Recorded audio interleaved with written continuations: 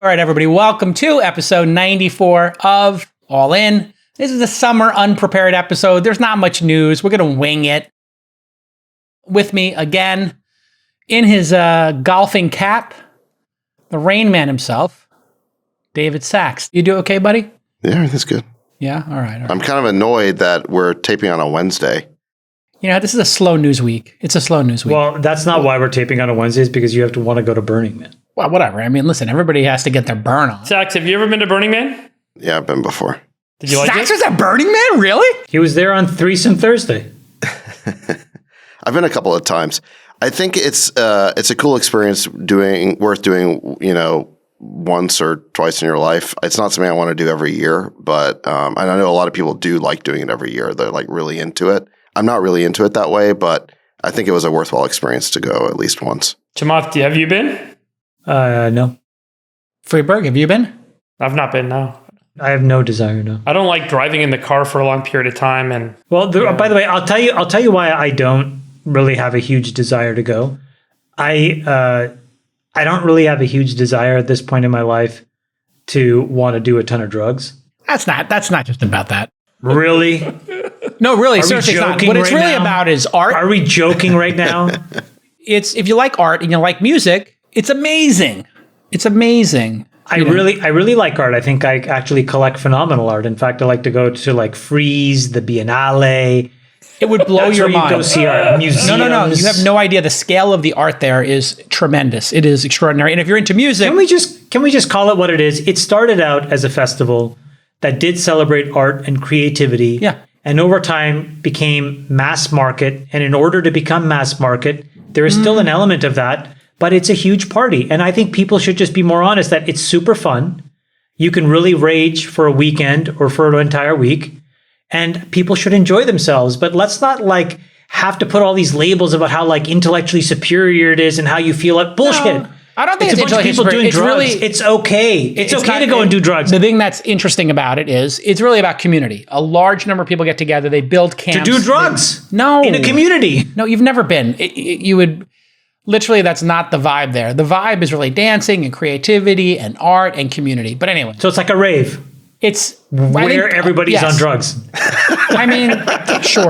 I mean, With neon. With a lot with of a neon. lot of neon. No, Yeah. it's kind of it's much. Those experiences are the best when you're sober. Best. You have to understand It's the the best great. going to EDC sober. I've Best. never been to EDC, but there's a great filter here, which is you've got to drive 6-7 hours into the desert and you have to survive. You have to bring everything with you and bring everything out, you know, whatever it is, a bathroom, water, food.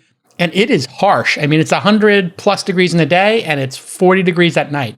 It's not easy to survive. It's hard. It used to be that way. When I went with a bunch of guys who had the whole thing like wired in, and they had like these yurts, and it was like a whole community, and they had like running water and a kitchen, and it was basically glamping. It was glamping. There are people. And then- how's that hard to survive? No, I mean, it's hard to do. There are people who glamp. It is hard Right. to do that because you have to seriously. bring water You have to go with food- people. you bring You have to go water with and people who food in know your what they're car. doing and are Yes. highly organized. So Yes, they I take went on, months one to of set those that up. trips. So yes, they spent the whole year, whatever, setting it up, and it was really elaborate. And then there was an article like in the New York Times, basically saying that that they were ruining Burning Man because they were making it too nice. That was part of the problem. You remember well, this? That's when I went. I went to the too nice Oh, experience. so they wrote that about you. Yeah, basically. Okay, great. You ruined Burning Man. Great. Thanks, Sachs. Thanks for ruining Burning Man. Let your winners ride. Rain Man, David Sachs. And instead, we open source it to the fans, and they've just gone crazy with it. Love you, Besties. Queen of Quinoa. I don't know if you've been following the NFT story. We'll cue that up as our next story. OpenSea, the marketplace, the eBay of NFTs, if you will, the volume has dropped 99% since May 1st, peak of $406 million in a single day. On August 28th, volume dropped to around $5 million, down 99%, according to decentralized app tracker DApp Radar. On a monthly basis, OpenSea's volume has dropped 90%, according to Dune Analytics. The floor price of a Bored Ape has now dropped by 53%. If you remember, OpenSea raised $300 million at a $13.3 billion valuation, December 2021, in a round led by Coatue and Paradigm. To put that in perspective, that was 9 whole months ago. My, how the world has changed. Freeberg, what's your take on NFTs and this whole boondoggle? I don't know How will we look back on it? Yeah, I don't know. I mean, we've had a lot of bubbles as a species. This is just another one. I thought we were going to stop doing stock market crashing stories. Well, this is a different market. What do you think? Did you invest in any We're of in these the NFTs? 8th month of this story, which is fill in the blank, asset class crashed. Yeah. This one seems... The question I have here, Sachs, is do you think that this is the end of the category, though? Do you think that's a category ending? And do you think there was ever anything interesting here? Because you heard a lot of pitches like I did for how NFTs were going to change everything. Non-fungible You know what? tokens. I'll say something because I liken this to the point, just to tie it back to what we just talked about. At the end of the day, I think I've said this in the past, but like what differentiates humans from all other species on Earth is our ability to communicate and tell stories. A story is like a narrative about something that doesn't exist. And by telling that narrative, you can create collective belief in something. And then that collective belief drives behavioral change and action in the world, right? I mean, everything from religion to government to money to art is all kind of driven. All markets are driven by this notion of narrative and collective belief that arises from that narrative. So when you go to an art dealer and you have a sit down with an art dealer, you might appreciate the art, but then the narrative begins. And the narrative is this artist did this and they came from this. And the artist that looks like this traded at 6.8 million. And this artist is only trading for 3.2 million. And the whole narrative takes you away into, okay, I should pay 3.2 million for this piece of art. And ultimately it'll be worth more. And that's the fundamental premise of markets. Is you're buying into something, not necessarily always, and this is such a minority now, it's scary. Used to be that you'd own a piece of a business or a productive asset, you pull cash out of it. Hopefully you get more cash out than you put in when you buy it. Nowadays, markets allow you to trade. Therefore, the majority of market-based decisions are driven by, if I buy something for X, I'm going to be able to sell it to someone else for Y. And so the narrative is driven around, I'm paying this, someone else will pay Y down the road, I'll make money from that. And this has been repeated 1,000 times over. It's been repeated in the ICO tokens. It's been repeated in the tulip bubble. It's been repeated in every art market and subsidiary of every art market since the dawn of time, since the dawn of markets. And I think the NFTs are really just one more kind of example where this beautiful narrative is formed, the digitization of art, but it is no different than any other form of assets that we tell ourselves a story around. And we convince ourselves that I'm paying something today and someone else will pay something more for me tomorrow. And I will also say that in the last year, with the liquidity that we saw the last 2 years, it leached into the stock market where there's supposed to be more rational behavior that ultimately the cash flows of an asset you're buying should generate more for you than the money you're spending to buy that asset. And ultimately you can maybe trade out of it early, but still so much of it became about, well, the stock is going up. Therefore, if I spend X, someone else will spend Y and I'll make money on the stock, with no underlying assertion of what's the productivity of that business, what's the return on cash going to be based on the cash flows coming out of that business over time, or any of the fundamentals around it. And so much of our discussion and distortion has really been driven by this narrative fueling. And I think the NFTs are an example, but there are many others. And we're going to see many more as long as humans have the ability to communicate with each other. You have any take on it, Jamal? I think Freeberg's mostly right. Like, I do think that there's this thing, the Burning Man Coachella example is the best way to describe this. A lot of these things are the same, but when a few people approach something early, they're too insecure to admit that it's the same as something else. And so they spend a lot of time trying to tell you a narrative about why it's totally different. The Buffett example, would be the quote, when somebody tells you that this time is different, it's probably not that different. Or the other quote that's well worn in history is like, things don't necessarily repeat in history, but they rhyme. All of this is trying to say that other than like fundamental leaps of science, there's not a lot of stuff that's new in the world. We are repeating things over and over. And one of the things we repeat is the social capital that you get from having certain choices and then getting other people to validate those choices because you want to feel like you're, worthwhile. And this happened in NFTs. And I'm sure in the first phase of different movements in art, that also happened. It's probably happened in a bunch of other markets as well. So these things are more similar than they are different. Coachella and Burning Man, the same. NFTs and part of the art market, the same. Everybody that runs to you with why it's so different, I would just have a grain of salt and say, you don't need to be different. Just enjoy it because you think it's cool. All right. We can go either to this California fast food wages story, or we can go to Goldman Sachs workers are quitting en masse because Goldman Sachs is saying you got to come back to the office 5 days a week. Where do you want to go, boys? I think the California thing is really interesting. Just the three things that California did in the last week. I don't know if you guys saw, but number one is they basically said that they were going to ban ICE combustion engines, I think, by 2035. So you have to be battery EV, and they have this new sales. You can still have old new sales. Sorry, new sales, which is the first in the country to do it. And just to go back to a second, California is the largest auto market in the United States, and effectively, Trump and California got into a huge spat because California had certain emission standards that were tougher than the rest of the United States. And, the federal government tried to sue California and back and forth, all of this rigmarole. So California's always sort of led on climate. That was one thing.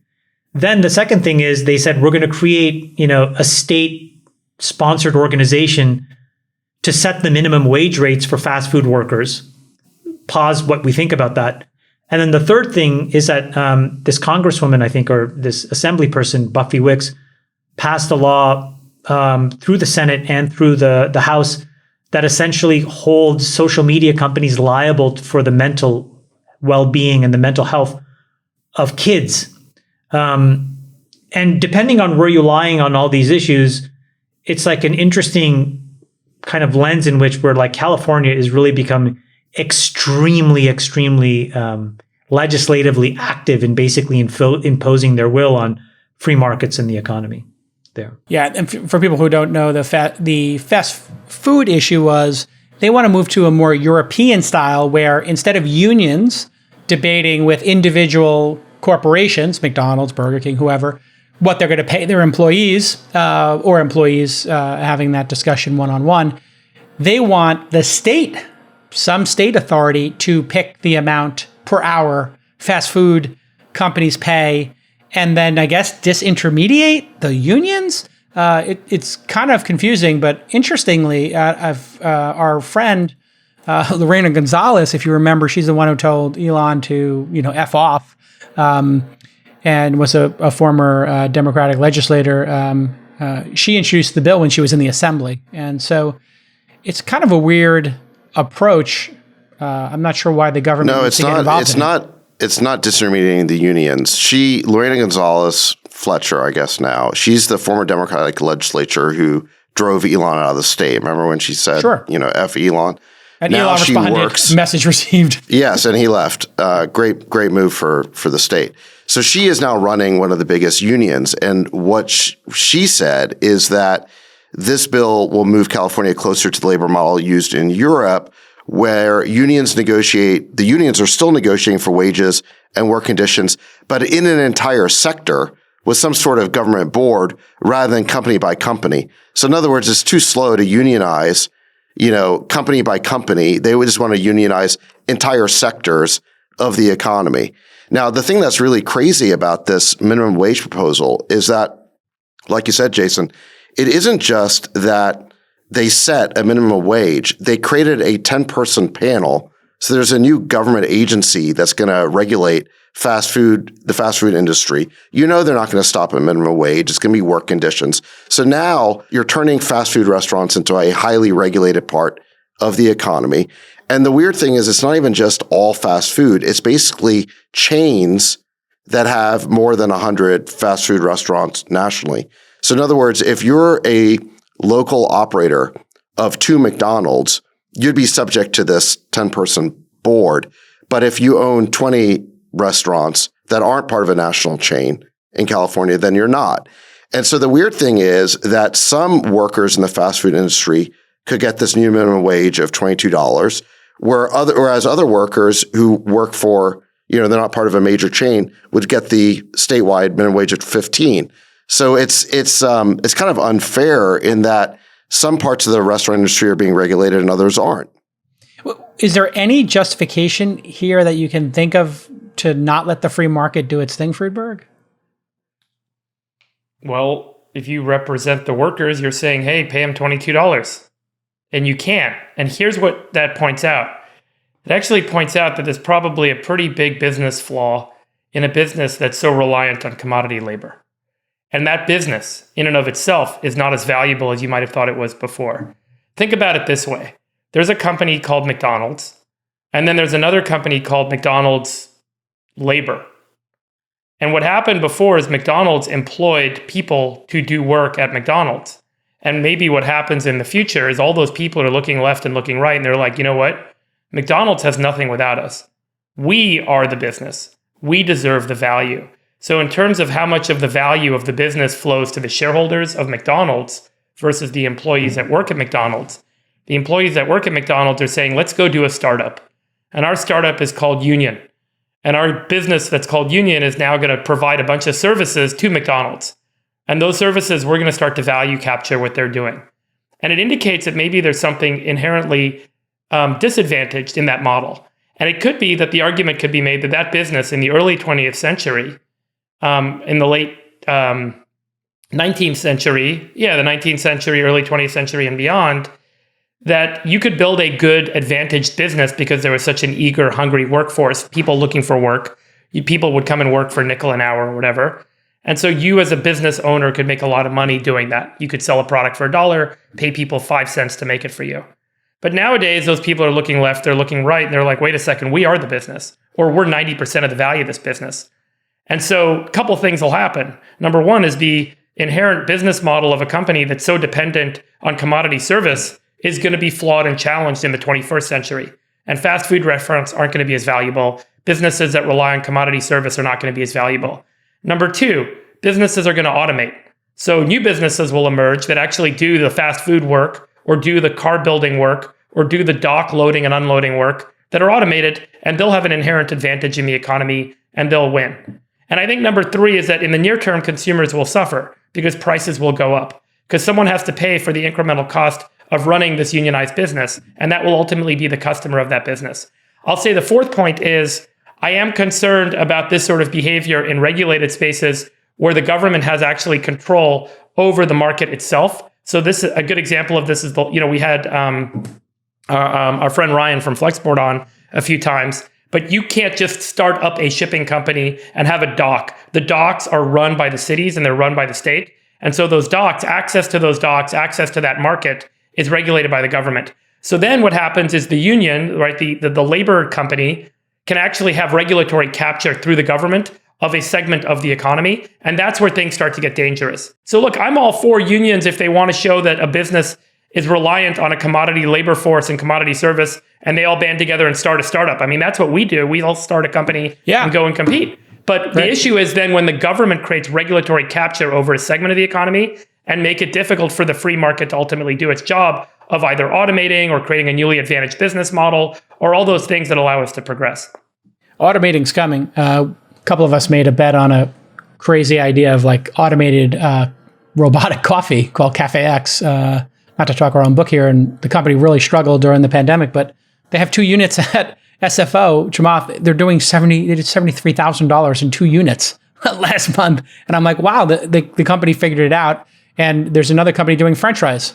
This is the sad thing that California doesn't realize is like, I think that the folks writing these laws have just an extremely poor understanding of economics and capitalism. Because the first thing that it does effectively, and everybody can understand this, is it caps the profitability of a company, right? Because it effectively says, if you look at an industry that is over earning, then this council will essentially see money that should be reappropriated to employees. Now, that idea is not necessarily a bad thing. For example, you see that all the time in technology, right? If you look at the EBITDA margins of like big tech and how they've changed, they've actually eroded over time as the companies have had to generate more revenue because employees demand more and more of those gains. That's an implicit part of how the free market economy works in technology. So, if you don't feel like you're getting paid well at, Google, you go to Meta and you get paid more and vice versa. So there's a natural effect of people being able to do that in certain markets. But when you impose a margin and essentially say, you can only make 10% because the rest of these profits I'm giving to these folks because I've imputed their new wage to be something that's much greater than what they were paying before. The unfortunate thing is what Friedberg said, which is that you will rebuild that business without those people because it is the rational thing to do. And so unfortunately, what you'll do is you'll take a bunch of people that should be in the economy, right? Think about like new immigrants or young people that are first getting on their feet. They'll take these jobs. I mean, I've worked at Burger King. Yeah. I worked at Burger King when I was 14. That's how I got my first. Yeah. You those jobs won't be there to be had. And that has ripple effects as these folks get older or try to get more ingrained in the economy. And this is what I wish California would understand is that these things aren't free. And even though they seem like you're coming to someone's rescue, there's all kinds of unintended consequences and very obvious consequences that you're ignoring by not really understanding how the economy works. I'll just say, like, look, these people, I'll sorry, Zach, but I mean, the people that are elected by the people to represent the people. They're not elected to govern over the long-term plan necessarily for the state. And while you think that those two may be the same, the near-term incentive and the near-term motivation of someone who's voting is, I want to get a benefit for myself sooner rather than later. Not necessarily, I want to make an investment for 30 or 40 years down the road. And if you're an individual that's struggling in some way, you're going to prioritize the former over the latter. And you're going to elect someone who's going to go put in place public policy that's going to benefit you.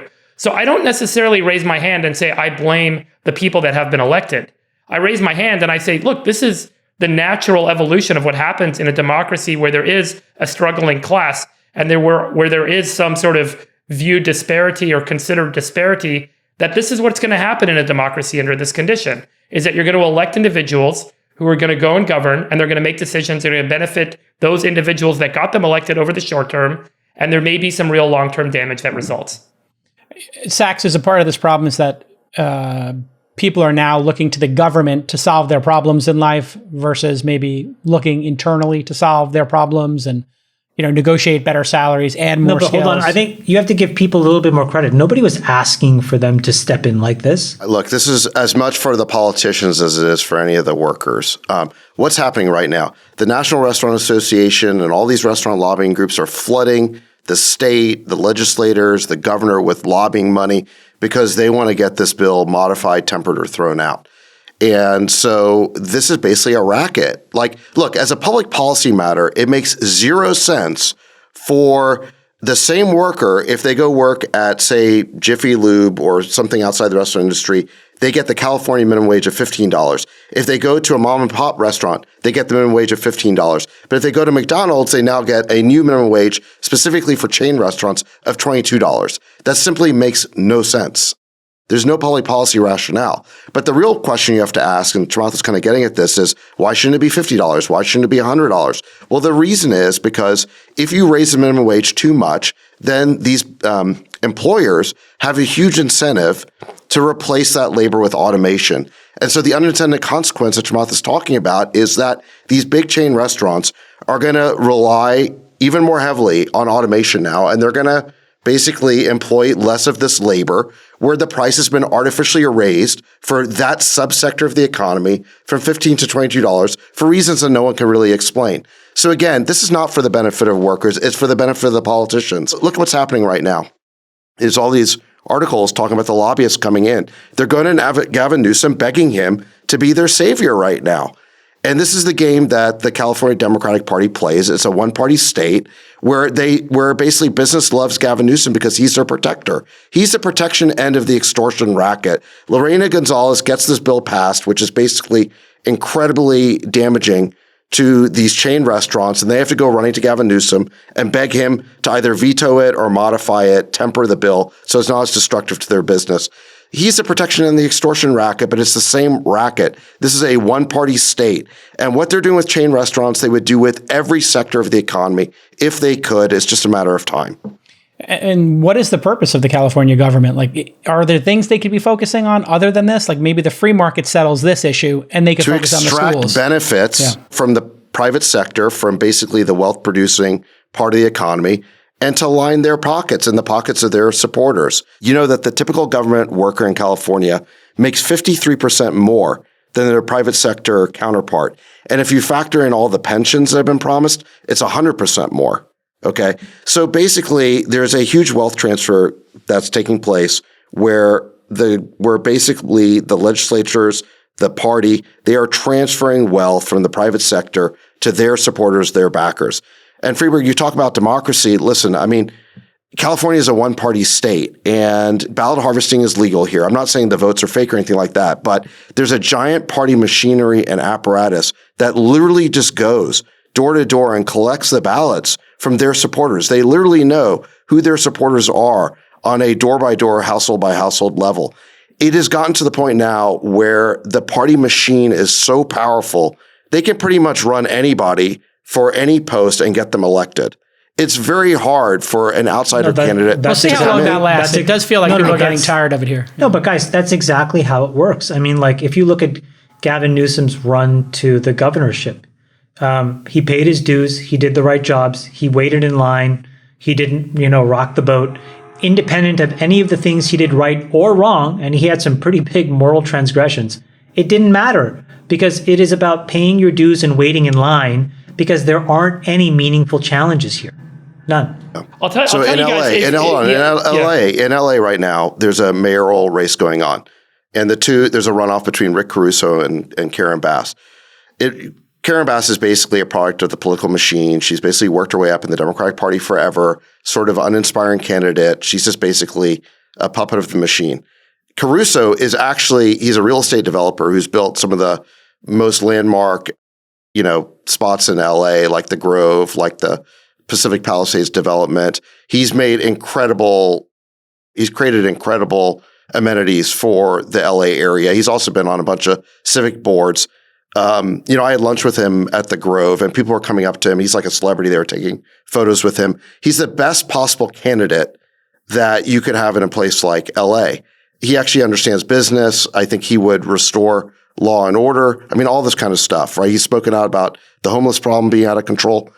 And on election night, he had the most votes, but 5 days later, when they counted all the basically the collected ballots through ballot harvesting, Karen Bass was up by like 5 points.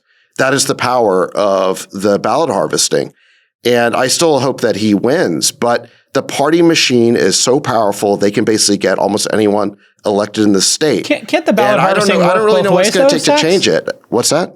Just devil's advocate here. The ballot harvesting can work both ways. Like you could go collect Republican votes. No, but you have to have the party infrastructure to literally go door to door. So the Republicans haven't built that in this state.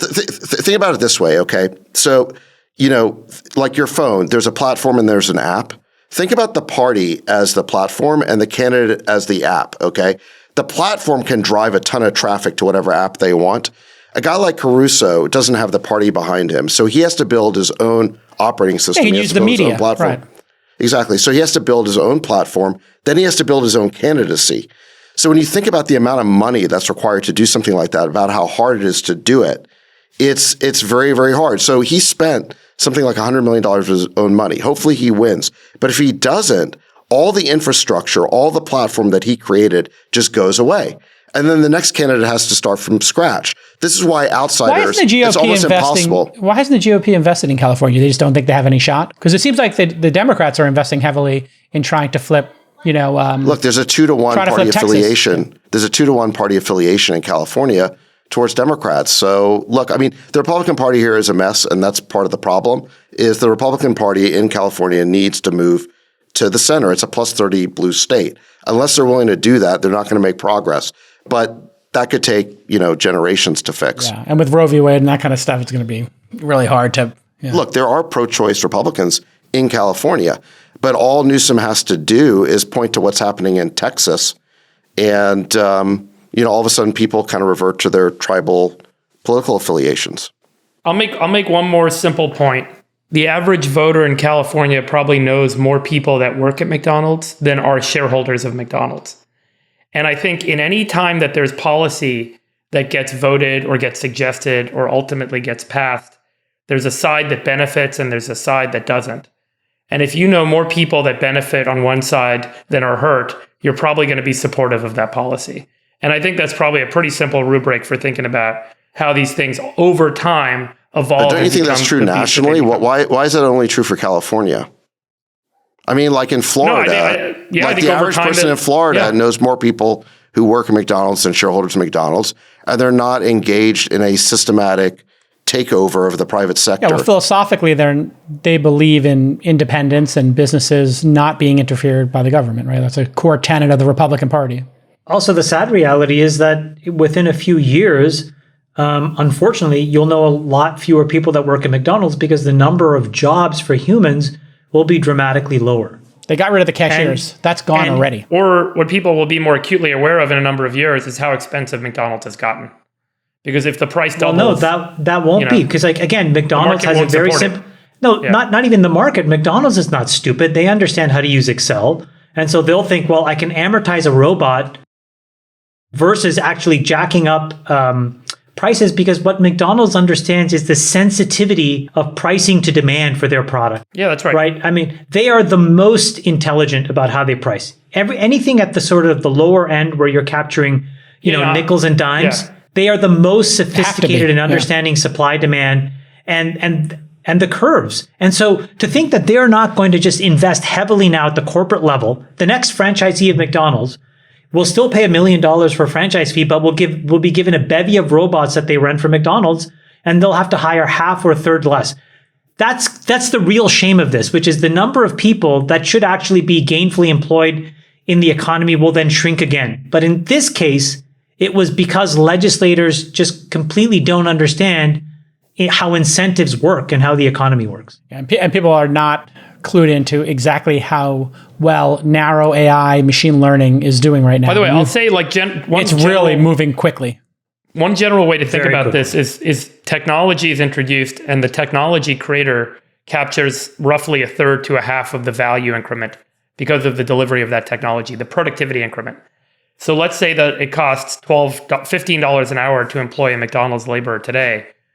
And let's say that you can build technology that the amortized robotic cost is $10 an hour. There will be a technology company that will make $2.50 an hour off of that. So net, what ends up happening is productivity has to be gained and prices will reduce.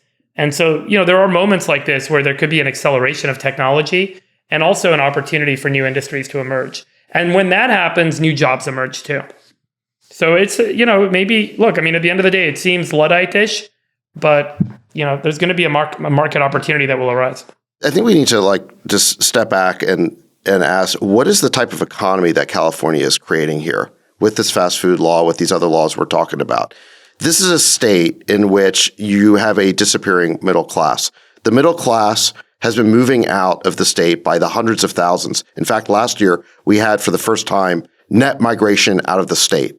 This has basically become a state where the only middle class are basically the government workers who, like we talked about, are making twice as much as their private sector counterparts. It's a state where you have the very rich and very poor, and the only middle class are government workers. That is what we're creating. The rich in the state have done really well over the last few decades. Why? Because of globalization. So you take the two big industries in the state, tech and Hollywood, entertainment. They have benefited enormously through globalization because now you can sell software or you can sell movies or music. Yeah. Exactly. So now these industries have become massive global exports. And so if you're in those industries in California, you've done really well because now your market is the whole world. So the super rich have done really well. That's funded the state. That's allowed the state, it's almost like a resource curse, to have all of these bad policies that really hurt small business owners. They've been moving out of the state. And so again, you've got the very rich and very poor. This is not an economic model for the entire nation. This is what, Gavin Newsom says he wants to take to all of America. This is not a model for all of America. In order for democracy to function, we need a thriving middle class. And this is not a recipe for delivering a thriving middle class to America. And I just want to show you guys a quick video. We'll just play it for 5 seconds here. We had invested in this company and it got sold. I'm not going to even say the name of it, but if you watch this quick robot, this is a computer vision company out of Boston. And they are doing high speed picking of tomatoes and berries. Like, this is a 2-year-old video when we invested and wound up getting bought by another company, and they're doing vertical farming. And there's companies doing this now for French fries. It's over. Like, we are within, I think 5-10 years of a lot of these jobs. We're talking tens of millions of manual labor jobs being gone. And we're going to look at this moment in time where we try to squeeze an extra 10 or 20% out of these, employers. And then you're going to see these employers say, you know what? 24-hour day robot. Yeah, it's a little bit upfront cost. I'll put it on a lease, and they're just going to move to these robots. It's really very close to being game over for manual labor. And you can see it also with Cybertruck and, what Elon's doing with AI. And these things are getting so close. And it's been, I don't know, when did you invest in your first robotics or AI company, Sachs or Chamath? Do you remember the first robotic or AI company you invested in and how long ago it was? 2014. It's a company called Relativity Space, which is 3D printing rockets and engines. And basically, they're able to use machines to learn how to actually fix the morphology of all the materials that they use to print better and cheaper and more useful rocketry. That's an example. But then that led me down the garden path. I was just going to say something more generic instead of talking our book, which is I think people misunderstand that Moore's law has actually not ended. And this is something that a friend of mine, Adam D'Angelo, characterized to me. Beautiful human being. From he and I worked together. He was a CTO of Facebook when I worked there. So we've known each other for 15, 16 years, and now he's a CEO and founder of Quora. But, the way that he described it to me, which is so true, the minute he said it, I was like, my gosh, it's like Moore's law never ended. It just shifted to GPUs, because the inherent lack of parallelization that CPUs have, you solve with GPUs. And so that's why the surface area of compute, of innovation has actually shifted, Jason, to what you're saying, which is, all of these new kinds of machine learned models, because you can just now brute force and create such a tonnage of compute capabilities and resources to solve these problems that weren't possible before. So, you see this thing, fun things like Wall-E or, DALL-E, sorry, and more sophisticated things like GPT-3. But he's right, which is that, we are at a point now where all kinds of expert systems, which is sort of like V1 simple forms of AI, are going to be completely next level. Well, and you think about the data sets adding to that. And so when governments don't understand this and they try to step in, they're going to be shocked at how much faster they're pulling forward the actual future they actually are trying to prevent. Yeah. The data sets is the other issue, Friedberg. You look at, the data sets that are available to train. So you have the GPUs still escalating massively the amount of compute power it can do. You have cloud computing at the same time. And then you have these data sets. One of the most interesting things about, DALL-E and a lot of these is the corpus of data they're able to absorb. And a second factor issue that is starting to come up is who owns the derivative work in copyright. So if you train your data set on a bunch of images, and those images are owned by Disney or whoever, a photographer, Getty, and then the AI makes you a new photo. So here's another example of this. Here's another example of this in a law that just passed. So in the IRA, the Inflation Reduction Act, we granted CMS and Medicare the ability to negotiate drug prices. And we actually also capped the total prescription cost that any American can pay at $2,000. Now, it turns out that overwhelmingly most Americans will never spend $2,000 a year on prescription medications. But there will be a few, and they bump up against drugs that cost millions of dollars. So there's a drug for, SMA that's like, 2.4 million, and like, beta thalassemia of like 2.8 million.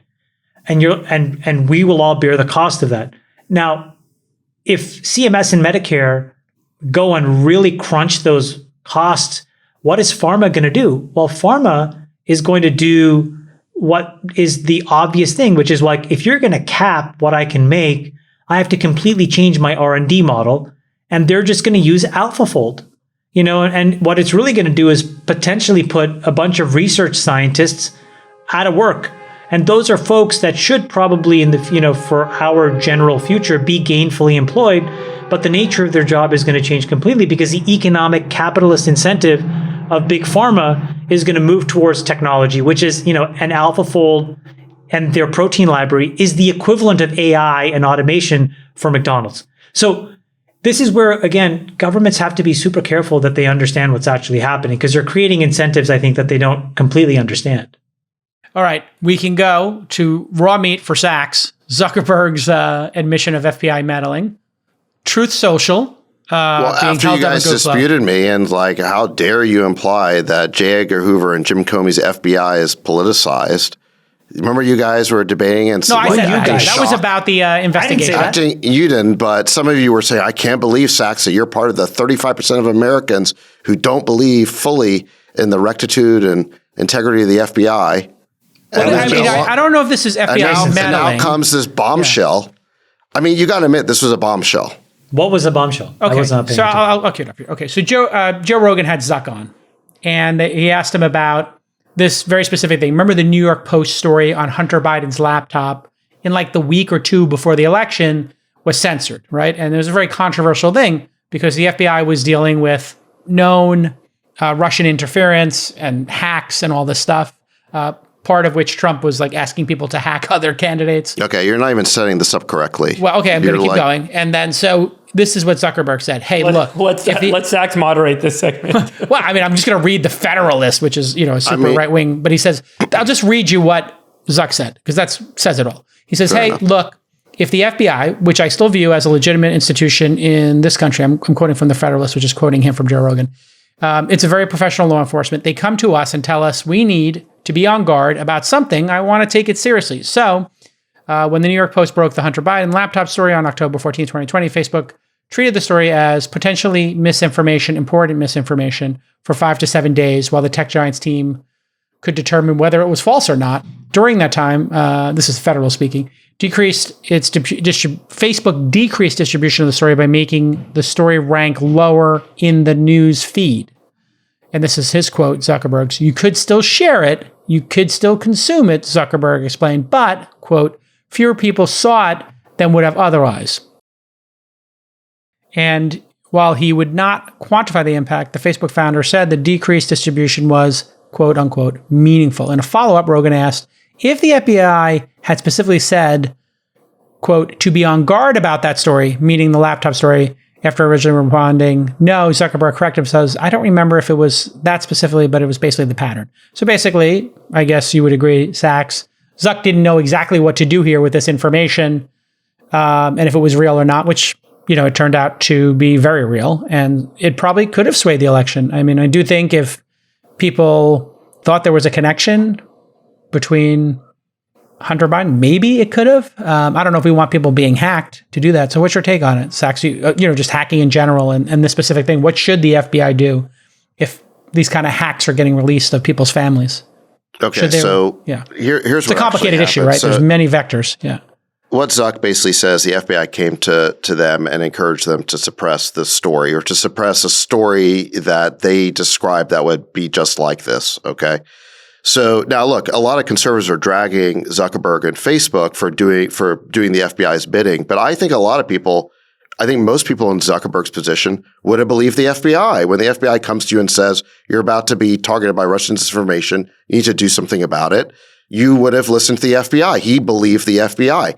My point, and so I don't blame Facebook too much for that. I think it's understandable that he would have believed them. The issue here is the politicization of the FBI. Look, let's back up. What was happening? So the New York Post gets this story about the leaked contents of Hunter Biden's hard drive. In response to that, you had 50 former security state officials, many of whom were Democratic partisans, like Clapper, like Brennan. They signed a letter saying that this story has all the hallmarks of Russian disinformation. Now, the truth is they had not inspected the hard drive. They simply said this is the hallmarks of it. And as a result of that, we thought that the social networks and so forth censored the story. Okay. Now it turns out that the FBI, by the way, the FBI had the hard drive. They had the hard drive for over a year. It was in their possession. An image of the hard drive or the actual hard drive? They had the actual hard drive. The leak of the story was was likely prompted because the FBI didn't appear to be doing anything with the hard drive. So somebody leaked the story to Rudy Giuliani, and then he leaked it and so forth to the New York Post. But the point is that the FBI had the hard drive. So they knew it was authentic. Okay. So they knew that this hallmarks of Russian disinformation was not the truth. Because again, they had the authenticated hard drive in their possession. And yet they still went to Zuckerberg and basically played into this narrative, this phony narrative that, Democratic partisans like Clapper and like Brennan had created. Was there anything meaningful, by the way, about what was on the laptop in your mind? Like, do you think it's relevant? Or do you think we want people's laptops being hacked like this who are in people's political families? I don't think the laptop was hacked. I mean, there's a weird convoluted story about how the laptop ended up. But look, the point is should people's personal pictures, and stuff like that be released? I never liked the part where they were showing Hunter Biden's, drug use and the other personal stuff. I thought that was scurrilous, and I didn't like it, and I didn't think that was particularly germane. So I think it was an invasion of his privacy. However, there were materials on there related to his business dealings in Ukraine, and I don't see how you can say those weren't relevant. Oh, I think they're highly relevant. He's being investigated for them too now. I mean, a lot of this has to do with timing too. It's like, how do you deal with something like this 7 days before an election when the Russians are hacking it, if it has been or not? It's a really difficult situation for everybody, I think. So look, my point is this, that I can agree with you about the personal stuff about Hunter Biden shouldn't have come out, but with respect to the Ukraine stuff, that was legitimate. It was fair game, and most importantly, I don't know whether it would have swung the election or not. Probably not. Probably by itself, it's not. But the real point here is that the FBI went to Facebook to censor a story that they must have known was true because they had the laptop in their possession. They should not be intervening in elections that way. That is the bombshell here. That's unbelievable. I think they didn't know the provenance of this, but I guess we'll find out. Where are you landing? Know the provenance of a hard drive that's in their possession. They didn't have an NFT. Well, exactly. How are you? I think the audience circle, Chamath. Exactly. Yes, exactly. Audience wants to know. Sachs. Audience really wants to know where you were going to reserve judgment on the Mar-a-Lago search. Where do you and/or Republicans come out on all this now? When you see, he did in fact have a ton of really sensitive stuff. Like it's not ton and define ton boxes. Of really sensitive stuff. Yeah, I mean, listen, and he wouldn't give it back. Like, what is your 300 pages of documents marked classified. If you were to go to the 30,000 boxes of documents that Obama took, are you telling me you really couldn't find 300 pages that have classified markings on them? Well, the fact that he wouldn't give it back. I never disputed, by the way. I never disputed. Hold on a second. I never disputed that they would find documents with classified markings in Trump's basement. I still think that the approach was heavy-handed, and we don't know enough because we don't know what those documents are. Yeah, well, I guess we'll find out. Every document they stick in front of the president, or not every, but many of them, are marked classified. Okay, so let me ask you this. Aside from these kind of details, what is Trump's deal that he just wouldn't give them back, do you think? What do you think his motivation was? I mean, I have my own theory, which he likes memorabilia. He's always liked to show off memorabilia. I think that's it. I think you got it. I mean, honestly, if I had to guess what this whole thing was about, it's probably that the archivist at the National Archives wants the original copy of those letters with Little Rocket Man, and he doesn't want to give them up. Right. And I literally think that's what this is about. I think it's about something as silly as memorabilia. I think it's about memorabilia. I do not think these documents pose a threat to national security. Why wouldn't Trump just give it all back? It's so dumb. But why would the FBI feel the need to do a raid? Well, by the way, remember when we first discussed this? Hold on a second. When we first discussed this issue, we were told it was nuclear. It was nuclear secrets. Could be, yeah. No, they've backed off that completely. It was not in the affidavit. It's not about nuclear. That was something they leaked to get them through a tough press cycle. So, but look, my point about all this stuff, just to wrap it up so people are clear, was never to defend Trump per se. My real concern is the politicization of the FBI.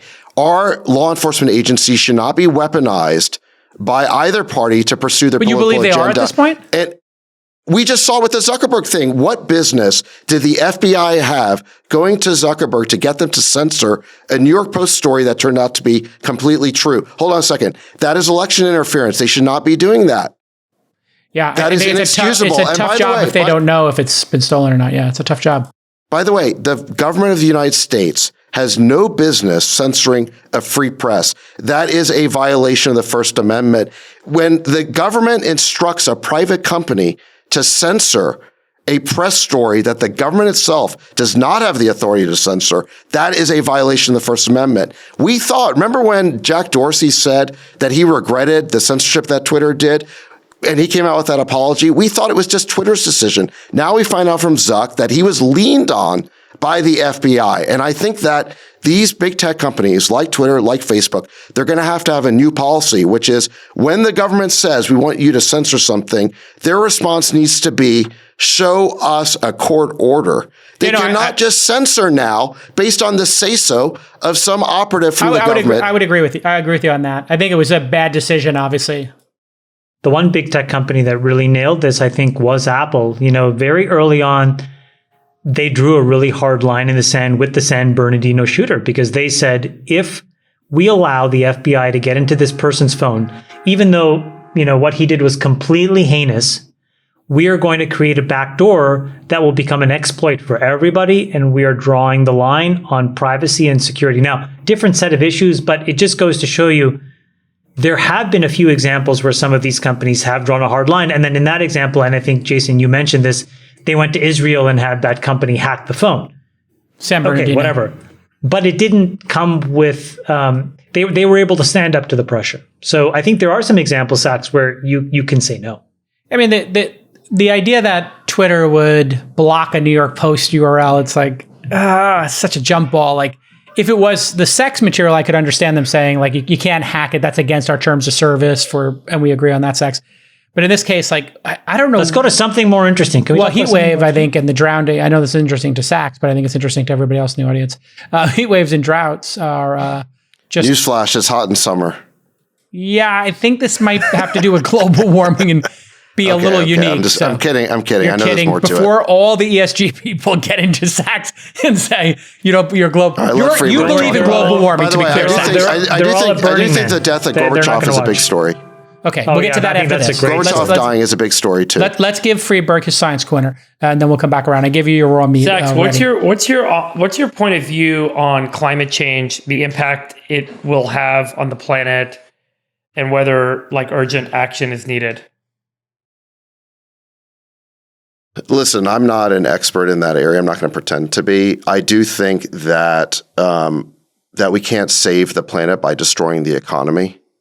And it seems to me that too many of these save the planet people want to take reckless, extreme actions that would wreck our economy. You just saw, actually, Elon just gave a talk and made news this past week from Norway, where he said that we still need oil and gas. He's the leading innovator in basically moving to solar and renewables. I don't disagree with you, but and he said, listen, unfortunately, we got to rely on oil and gas because it's too important for civilization. If we cut this stuff off too quickly, we end civilization. Yeah. So I think this is a long-term problem, but I think we need to have long-term solutions. You believe in global warming? Just full stop.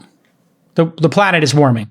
You agree with the science? Seems to be. It's not just about warming. Just to use a different term, that there are more frequent extreme events that can severely hurt people, hurt the economy, hurt the food supply, hurt the energy supply, all the things that, I think we're all the way on the bottom of Maslow's hierarchy. These are the things that are most critical that they're starting to get disrupted in a pretty severe way. I think that's the big question. So Sachs, I think it's becoming, and this is where the transition starts to happen, that a lot of people kind of say, hey, over the long run, the temperature is going to go up by 1 degree Celsius over a century. Who cares?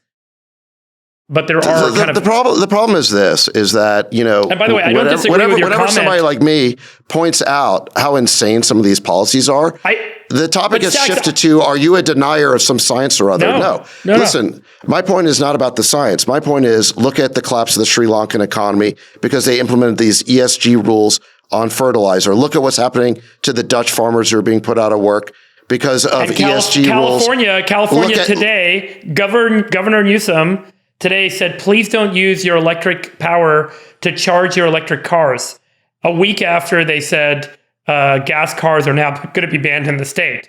And so the grid is going to go. Yeah. There's a deep irony underway today in California because, and Fox News has obviously latched onto this story, that has to do with the grid, though.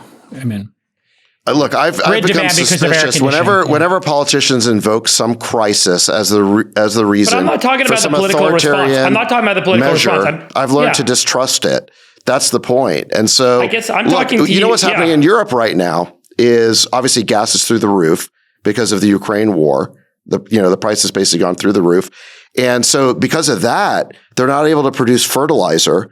And one of the byproducts of the production of fertilizer is CO2, which gets added to the production of beer to make it fizzy. Well, guess what?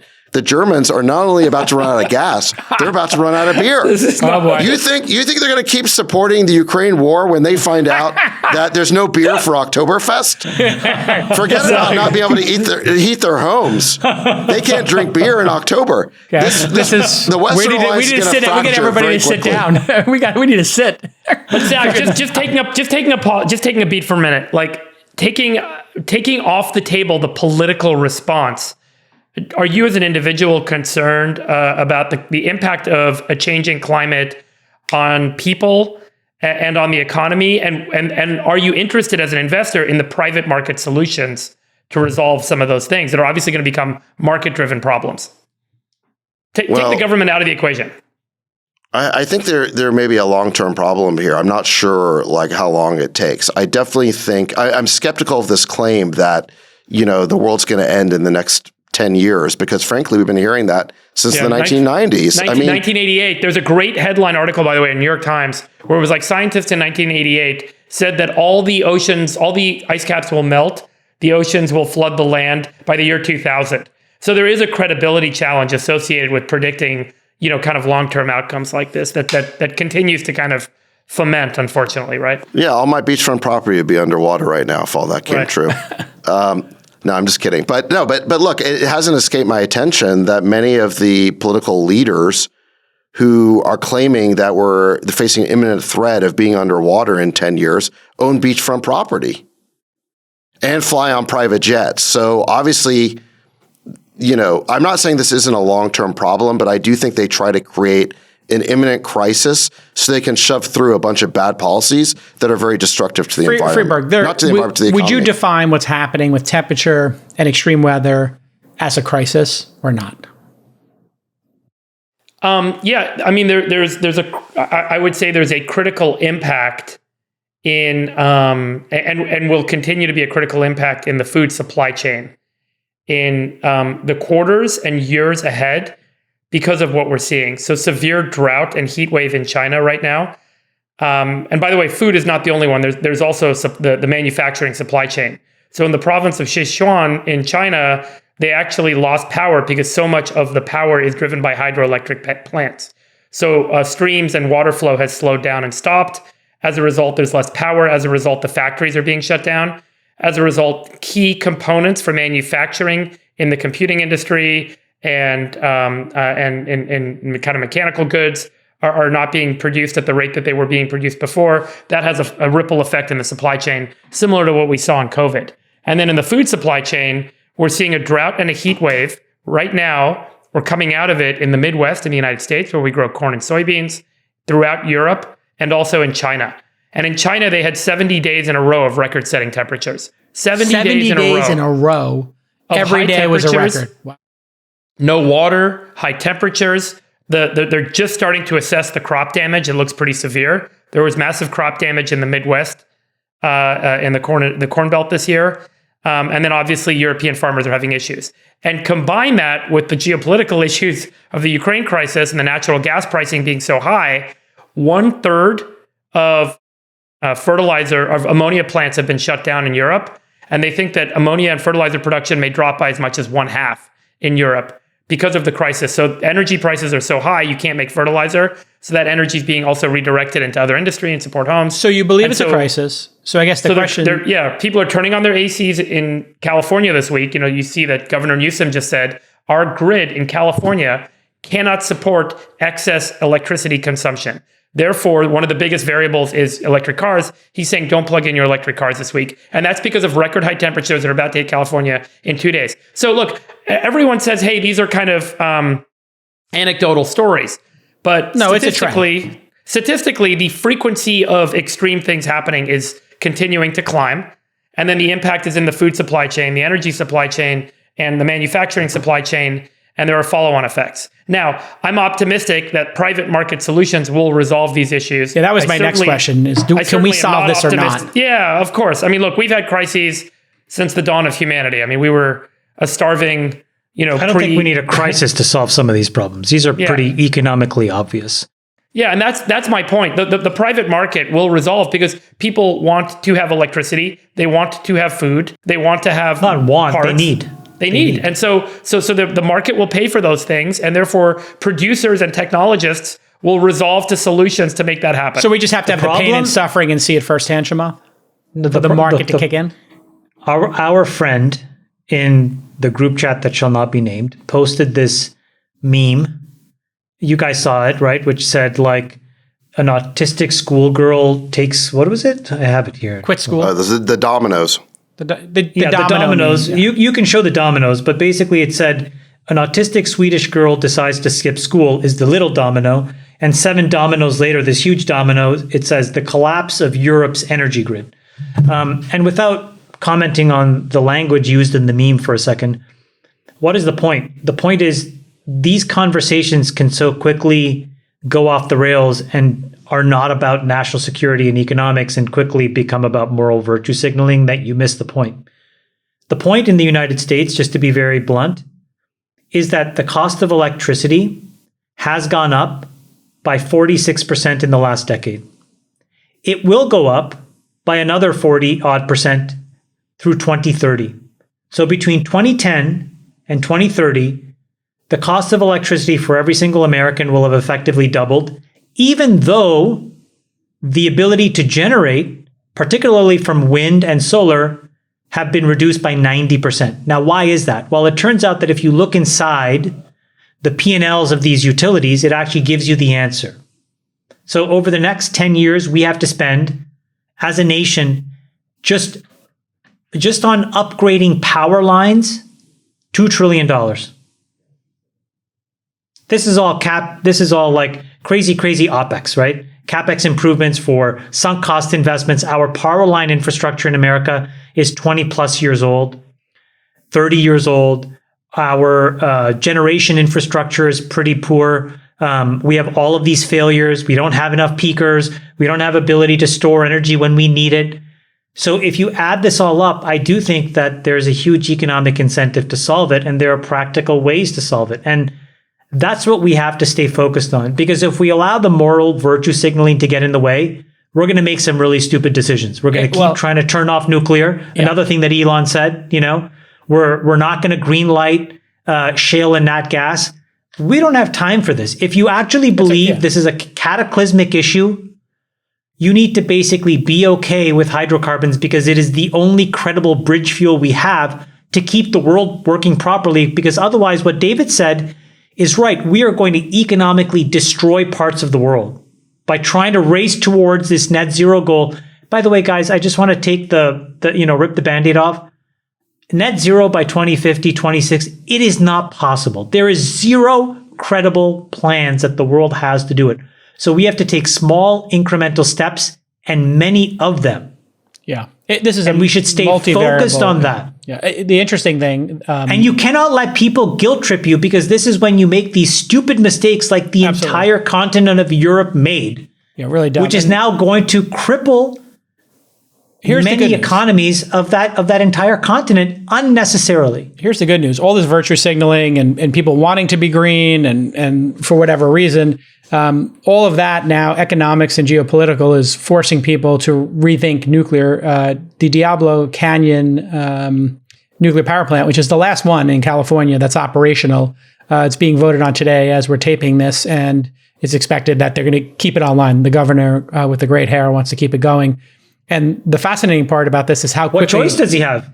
Exactly. And so now the awareness is so high about power and us losing it and asking people to turn off their air conditioners, don't plug in your cars. But people don't understand how nuclear energy even works, and they're like, get rid of it. They went to a no nukes concert in 1978, and they haven't changed their position since. But this is interesting. This guy, Gene Nielsen, who's been a champion of this stuff, he said, I thought our chances were zero of keeping this thing open. And he said, what's and he said, he told this conference of attendees, this nuclear conference, that the effort to maintain it, he said, what's happened since, the last 6 months has been like a snowball, that everybody has changed their position just in the last year on shutting these things down. And we saw obviously Germany is thinking the 3 remaining of their 6 that they were going to turn off, they're putting back on. And I think we're going to see new ground broken. And Japan came out just in the last week and said they're going to build more nuclear power and nuclear power plants. Now think about that. That's awesome. That's unbelievable. They had Fukushima.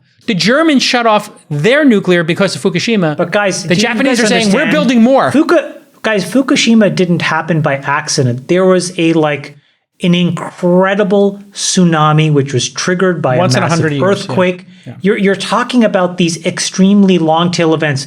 Yes, the retaining walls could have been built better, but these are things we find, we iterate, and we solve. It was not the reason to shut down an entire mechanism of energy generation. Stupid mistakes where they put it just too low in the wrong place. If they had just put it up the hill a couple of miles, it would have been fine. But also, if you look inside of what happened, there was enormous pressure inside of these companies to basically, take actual direct blame and responsibility. I get all of that, but these organizations were shamed into turning these things off. That is not the way to make good, smart decisions. Okay, so Gorbachev, the last ruler of the USSR, passed away this week. Sachs, your thoughts? Yeah, I mean, I think this was a real milestone. You go back to the 1980s, and Ronald Reagan, who had spent his entire career being a Cold Warrior, saw the opportunity to basically do business with Gorbachev. Margaret Thatcher had told him that this is a man we can do business with. Gorbachev had come to power in 1985.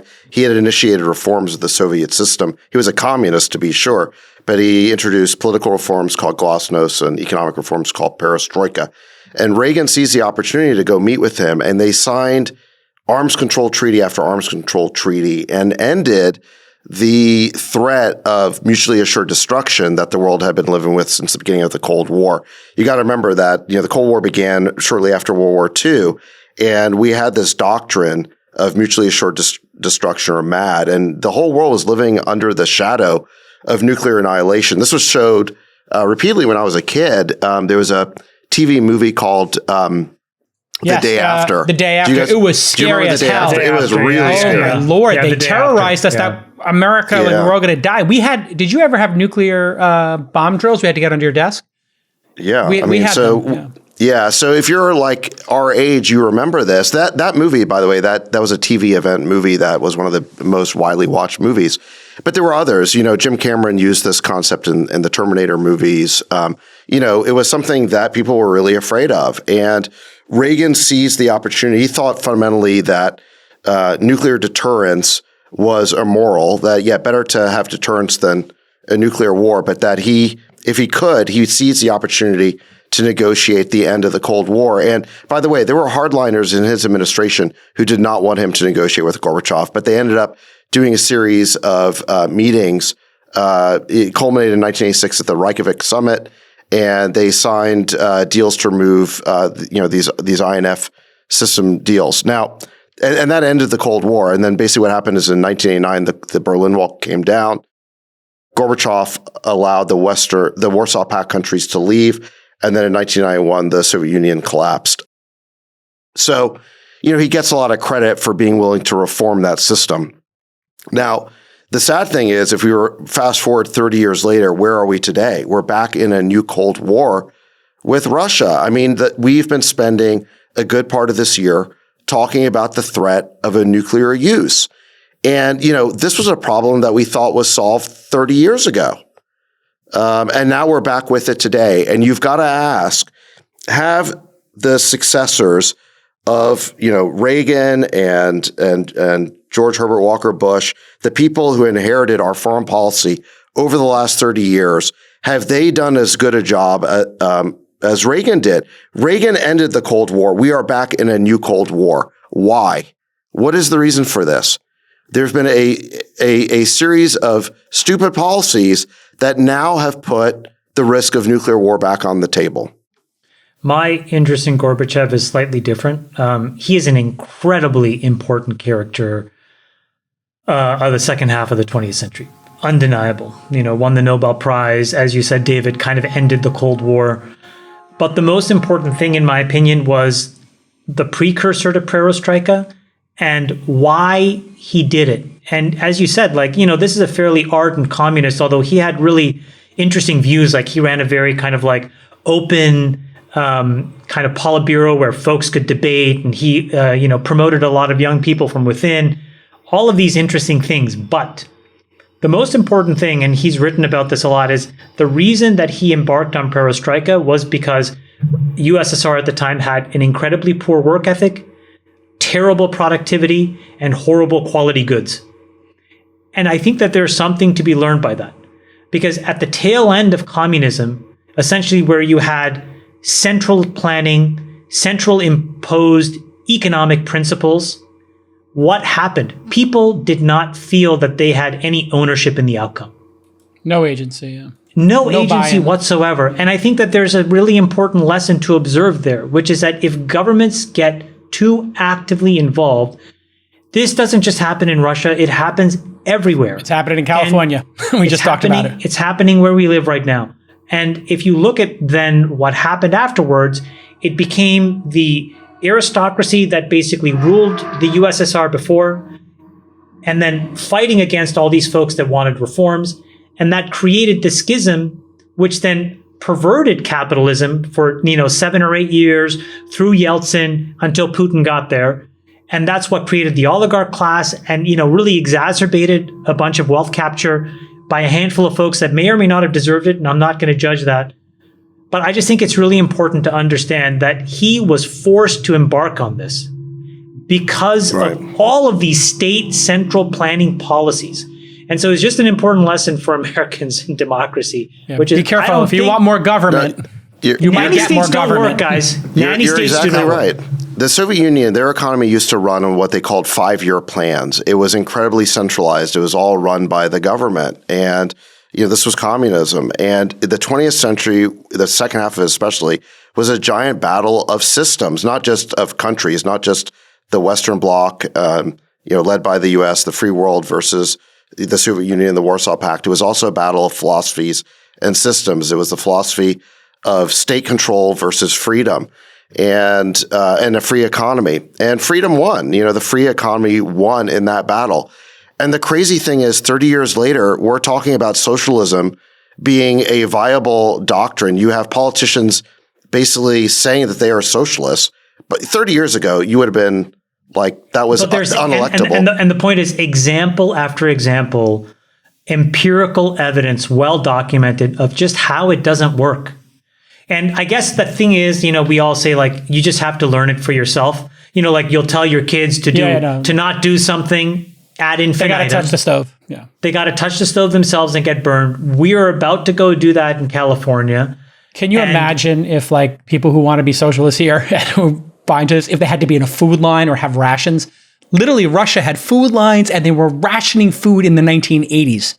That's how dysfunctional it got. Yeah. A large driver of Gorbachev basically negotiating these peace settlements with Reagan and this nuclear, demilitarization was in part because he knew he couldn't fight, right? Yeah. It was this realization was collapsing. That centralized system was collapsing. Yeah, they could not keep up. Reagan began an arms buildup, and there was an arms race, and they were losing. They were losing. Again, this is why people should not misunderstand what Gorbachev was. He was not necessarily some democratic freedom fighter. He was a person who was observing the on-the-ground conditions of a socialist system decay their ability to compete. And so he had to capitulate before it was forced upon him. Right. Meanwhile, Right. This is why I don't think he deserves as much credit as Ronald Reagan is, because at the end of the day, Gorbachev would have kept communism going if he could have. He wanted the Soviet Union to stick together. I mean, that's right. But I think to his credit, when the things started to collapse, he didn't use violence and repression to try and hold it together. So, he was a reformer. He was a liberalizer. Pragmatist, maybe? And a pragmatist. And didn't use violence. And ultimately, he was a partner for Ronald Reagan. Remember, Ronald Reagan began this gigantic arms buildup. He was denounced as a cowboy who would get us in World War III. But when he had the chance to negotiate a deal with Gorbachev, he took it. And they basically got arms control. And it was because Reagan was able to sit on top of an extremely productive capitalist system that allowed him to make those investments that made that capitulation basically a fait accompli. And I think that that's another thing for a lot of us to understand, which is free market capitalism, removing these degrees of decision making, give us degrees of freedom. And I've said this before on the last pod. The great thing about the IRA and what Chuck Schumer did is actually will be written in 10 or 15 years from now, because when we get to energy independence, when every home is resilient, the national security calculus in America changes wholeheartedly overnight. Yeah, I mean, think about it. Our relationship 2 years ago. Right, but Biden canceled it. Okay, well, listen. No, it's true. If you're willing to use natural gas and fracking, America is one of the richest energy countries in the world. Oh, we produce a lot of oil too, yeah. I mean, listen, it will change everything if we can really go all in on all of the categories. Nuclear, it's just a reminder, guys, that if you let the capital markets do and the free markets do what they're meant to do, they will empower the government to do great things for all of you, all citizens. Yes, I agree with that 100%. And the reason we want to stop it is because we have a couple of examples of extreme wealth, and I think that's something we have to think about. Is like, is the extreme wealth created for a certain class enough to stop the prosperity train that we actually have in America? Listen, Jason, the politicians in California think they can run fast food businesses better than the people who own those restaurants. These people have never worked a day in their lives. No, I mean, we have. If they could work, they wouldn't. Yeah. The great thing is we have a running A/B test, which will show whether this state central planning can work or not.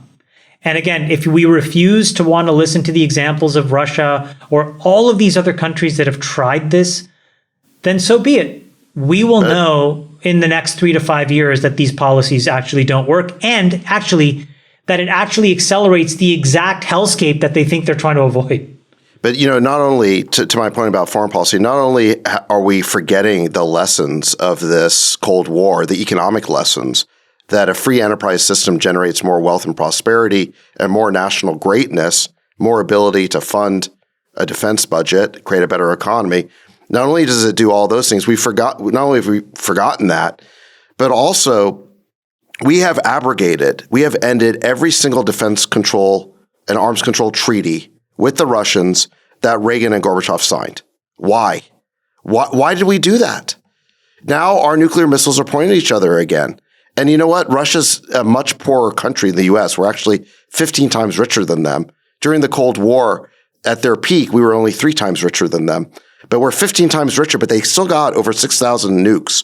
Why did we get rid of all those arms control treaties? Why have we basically alienated them? Yeah, we said it before. Like, you're dealing with a pragmatist and Putin's a KGB agent. Maybe you feel like Putin isn't someone we can deal with now, but he was someone we could have dealt with 10 years ago, 20 years ago. I mean, we missed the opportunity to deal with him, Jason. If he was a rational actor, we would be able to deal with him. I think the only way he's actually going to be, the only way we'll be able to deal with him is if he doesn't have the oil market he has. Like, he just has too much power from that oil. And over time, that's the solution. We have to be energy independent. I think Europe has learned that lesson harder than we have. Gorbachev was a communist. He was an heir to Stalin, and yet Reagan could still do business with him and sign an arms control treaty so that we could end the risk of mutually assured destruction. Yeah, we took you do not have to believe. You do not have to believe that Putin is a good guy in order for us to avoid getting back into a Cold War, which is the situation we find ourselves in now. How does it benefit us to have Russian nukes once again pointed at our heads? Yeah, I mean, the reason why we alienated him, Jason, has nothing to do with him being a madman or whatever. It is because we brought NATO, which he views as a hostile military alliance, right up to his border. And by the way, listen to this video from Gorbachev. Gorbachev was asked about NATO expansion in front of the U.S. Congress. He was giving a talk to them, and they asked him, Gorbachev, what do you think about NATO? And what did he say? He said that you cannot humiliate a country this way and expect there to be no consequences. Gorbachev was against NATO expansion. When basically George Herbert Walker Bush and the Secretary of State James Baker went to Gorbachev to argue on behalf of German reunification, this is basically in 1990. Baker made the promise to Gorbachev, not 1 inch eastward. Gorbachev said, yes, okay, they can reunify, but we do not want NATO moving up to our border. Baker made that promise. We have brought NATO up to their border. That is why Putin regards us with hostility. Yeah. And I think Europe regards him with hostility, and they're scared of him because he keeps invading countries. So yeah, there's takes two to tango, but hey, this has been episode 94. It does take two to tango, but you have to ask, has the U.S. foreign policy over the last 30 years that's gotten us in a new Cold War with Russia, has that been a successful foreign policy? They have undermined all the good work that Ronald Reagan and Gorbachev did together to end the Cold War. We are back in a new Cold War. And you need to find Reagan. Putin, you just need to find a new Reagan. Putin has some blame, but so does the U.S. State Department. So does the U.S. State Europe. Department. And Europe has a big part of the blame too here because he's their neighbor. Yeah. For the Sultan of Science, the Rain Man and Reagan Library chairman. Are you the chairman of the Reagan Library? Let me ask you this. When you were a kid, did you have a Reagan poster in your room? Have you ever owned a Reagan poster? Maybe at Stanford? I've definitely owned a picture of Reagan. And look, I'm a fan. Ronald Reagan. Listen, Jason. Did you ever hang a Ronald Reagan poster or a picture in your dorm at Stanford? Yes or no?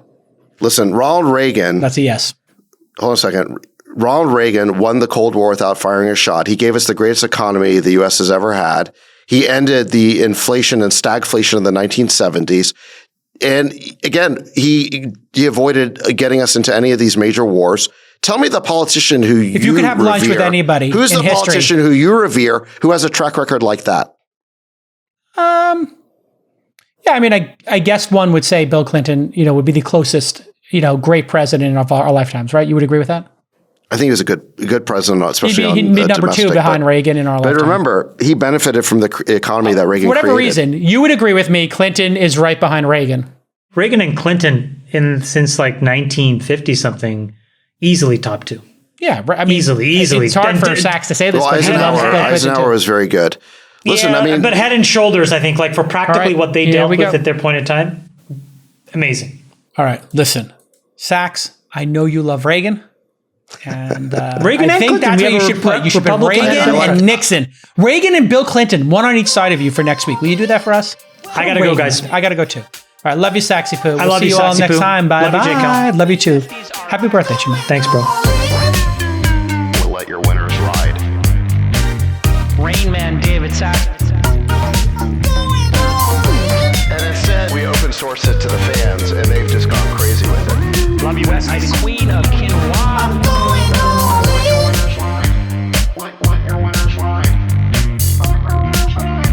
Besties are back. Code 13. That is my dog taking a notice in your driveway. Oh, man. My haberdasher will meet me at Bliss. We should all just get a room and just have one big huge orgy because they're all just useless. It's like this sexual tension that they just need to release somehow. Wet your beak. Wet your beak. Wet your beak. We need to get merch. Besties are back. I'm going all in.